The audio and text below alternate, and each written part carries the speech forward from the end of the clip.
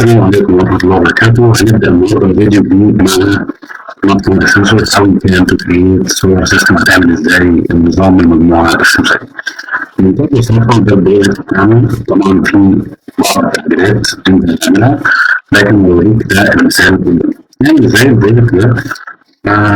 نطلع على الصفحة الأصلية. المفروض الفيديو اللي فات اتعلمت ازاي تخش جوه تعمل لوجن باليوزر نيم والباسورد الخاص بيك. ازاي بقى اقدر اعمل البروجكت الخاص بالسولار سيستم. ونطلع على المنصه الخارجيه خالص في الاصلاحيه ونختار النظام ليفل ستوري. ندخل الاكس اوبشن وابدا اقول له انا محتاج اعمل نيو بروجكت واسمي البروجكت بتاعي سولار سيستم. نجرب مثلا واحد وتقول له كريت. تبدأ ببساطة أنت بتضيف البارت والجوتر والصمت. هتبص على بقى هنا في المساحات. ندخل الأول الباك إند بتاعنا الأول سبيس.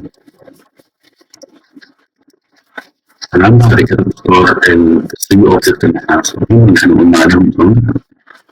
لما تيجي تختار الأوبجكت بتاعك دوس كليك وسكيب عشان مش هتبص مع تاني. ادي ارس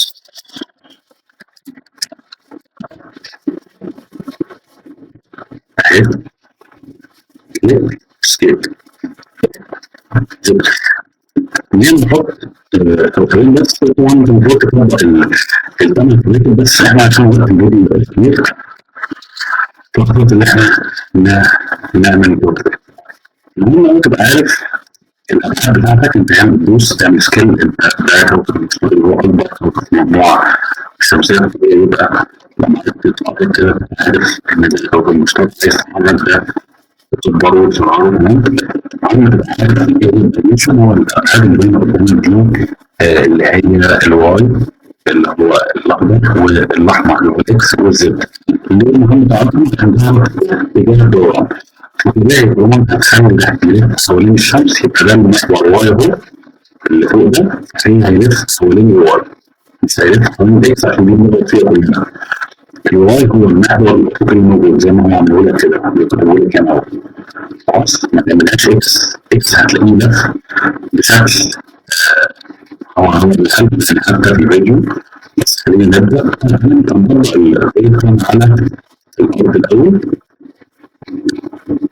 على المشهد بتبقى كده هنعمل بروجكت. لما نبدا يكون هنا بمنتهى البساطه تقول له انا عايز يكون ستارت يقول لي ريبيت عشان يبدا. عايز الجيم وتبدا بتاعك جيم بروجكت. خليك تاني وتقول له عايز ايه تعمل له روتيت او هيديك تعمل روتيت. ونقول الفرق بين مثلا روتيت اكونت وتبدا بقى توصل البروجكت بتاعك. انا هبدا اعمل ريبيت الاوبجكت بتاعي اللي هيلف حوالين الصم والصم هتعمل ايه الاوبجكت او ايه الفاكشن اللي هيتعمل ريبيت وتقول له الصم في ديستانس وتثبت له الزاويه اللي هيلف بيها الانجل بتاعتك 360 اللي هي شكل السيركل اللي هيلف بيها وتحدد مثلا 10 ثواني وقلنا هخليها 1. تعالوا كده نقول له كلوز سيبها كلوز ونشوف الفيديو مع بعض ونشوف المشروع. زي ما انتم شايفين هيلف الشمس بشكل مظبوط.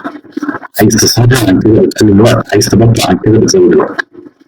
خلينا عايز الكود تاني ببساطه تقوم عامل تعمل انجن وتخش على سيلكت البوت وتحط نفس الكود. الاول تخش على الجودر وتقول له عايز اخد الكود ده وبعد كده تقول له اوكي تطلع بره تخش على الارض تقول له دوبليكيت